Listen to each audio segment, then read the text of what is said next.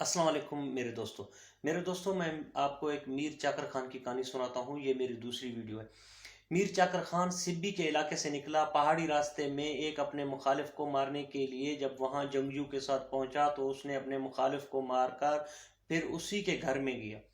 तो वहां से एक खातून निकली तो खातून ने हाल पूछा, जो आज भी हमारे हाल वाल के रस्म और रवाज के दायरे में आता है। तो मीर चाकर खान ने अपना हाल सुनाया कि आपका भाई मेरा मुखालिफ है और मैं आपके भाई का मुखालिफ था, तो आपके भाई को मैं मारकर आपके घर बताने आया हूँ और खैर। तो खातून ने अपना हाल बताया। ठीक है, आपने अपने बाजू को खुद ही काटा है, तो आप ठहरिए, मैं आपके लिए खाने का बंदोबस्त करती हूँ, उसके बाद फिर जाना। तो उस वक्त भी एक औरत का मकाम था, तो उसने औरत की बात रखी और वहां खाने के लिए गुलामों को ठहराया।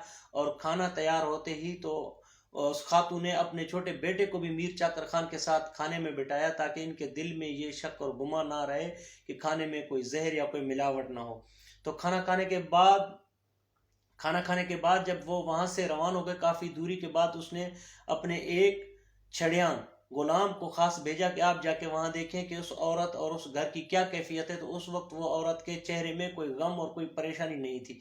तो वो गुलाम आके यहाँ कोई रोने की आवाज सुनी और वहां से जाते हुए तो उसने मीर चाकर खान को कहानी सुनाया। मीर चाकर खान मैं घर के करीब ही बिल्कुल गया, वहां से चूड़ियों की आवाज आ रही थी और कोई रो रही थी। तो मीर चाकर खान ने तलवार निकाल के उसके सर पे मारा, कहा आपने इस औरत की तौहीन क्यों की, चूड़ियों का नाम क्यों लिया, बाहक बाहक का नाम यानी चूड़ियां, चूड़ियां के नाम आपने क्यों लिया। तो आप आपस के मुखालिफ हैं तो वो अलग बात है, आपने इस बयान को तोड़ मरोड़ के क्यों पेश किया, आप और तरीके से भी बता सकते थे। तो फिर उसी इलाके को आज भी चड़ियान वड कहते हैं। तो बात का मकसद यही है, जो आजकल के दौर में ये जो लोग सरदार वगैरह अपने आप को बलोच कहते हैं, तो इनको थू है इस बलोची शान पे, अगर ये अपने आप को बलोच कहते हैं।